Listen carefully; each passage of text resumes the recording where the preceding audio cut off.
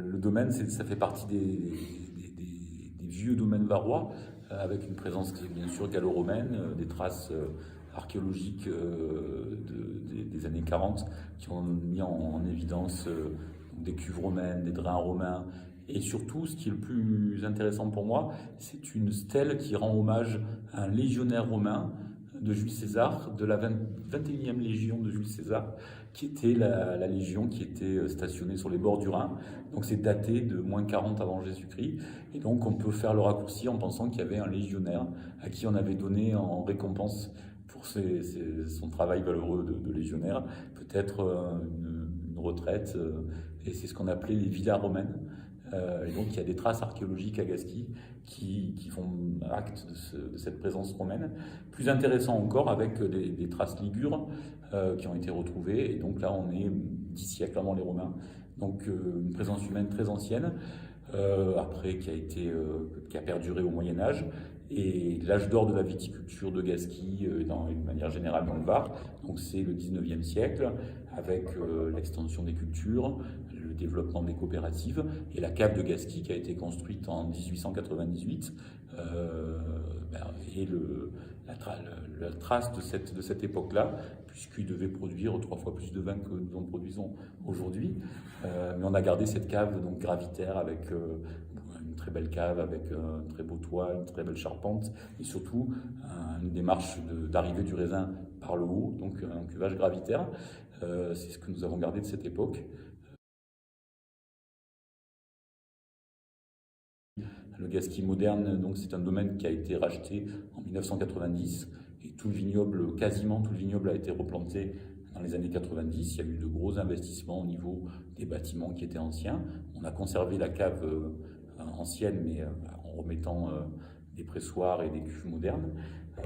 Et c'est un investissement donc, qui s'est déroulé entre 1990 et 2010, en fait, sur 20 ans. Donc aujourd'hui, on est dans la 3e décennie où je suis aux commandes du domaine. Le domaine a toujours, depuis qu'il a été repris donc en 90, a toujours été cultivé en agriculture biologique. Et puis, 15 ans après, j'ai eu la chance de rencontrer les très grands de la biodynamie, les Nicolas Joly en Loire, les Jean-Pierre Frick en Alsace, qui sont toujours les précurseurs de l'agriculture biodynamique en France. Et puis, à partir de 2017, donc, je me suis mis à travailler le domaine en agriculture biodynamique, en plus du bio, puisque l'agriculture biodynamique ne vient pas remplacer l'agriculture biologique, c'est les mêmes bases. On travaille sans pesticides lourds, on travaille avec de la bouillie bordelaise en termes de protection contre le mildiou et un peu de soufre de volcan contre l'oïdium au printemps.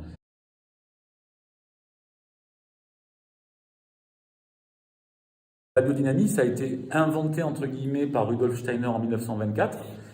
Il faut bien avoir conscience que nos grands-pères ne travaillaient pas en bio. On a un peu une image d'Épinal de penser que les anciens faisaient du bio. La révolution industrielle, c'est 1840. La biodynamie a été donc inventée, posée, définie par Rudolf Steiner en 1924. Et en 1924, on est déjà dans une agriculture moderne, soumise au machinisme, au tracteur et aux pesticides. Et c'est à la demande d'agriculteurs allemands que Rudolf Steiner a posé les bases d'une agriculture saine, durable, comme on dit aujourd'hui, et qui peut se réduire à un constat extrêmement simple, qui est de considérer que la planète Terre, et par extension la ferme agricole, le vignoble, est un être vivant. Et un être vivant, ça a une jeunesse, une vieillesse, ça respire.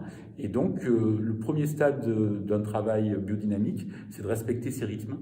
Donc, on considère la période d'hiver, de printemps, comme une période d'ouverture, de respiration, et la période qui dépasse le 15 août, à partir de la Saint-Jean et du 15 août, où on est dans la phase d'expiration, par opposition à la phase d'inspiration initiale. Et donc, tenir compte de la respiration de la planète, tenir compte des lunes. Quand je dis des lunes, c'est des rythmes des lunes. On voit facilement la lune montante et la lune descendante, la lune croissante et la lune décroissante.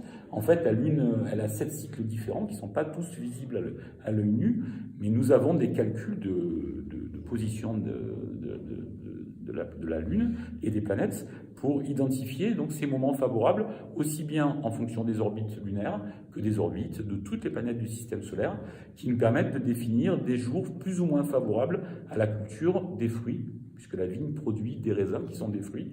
Et donc on a ce qu'on appelle des jours fruits, qui sont, pour faire simple, une configuration du système solaire favorable à la fructification.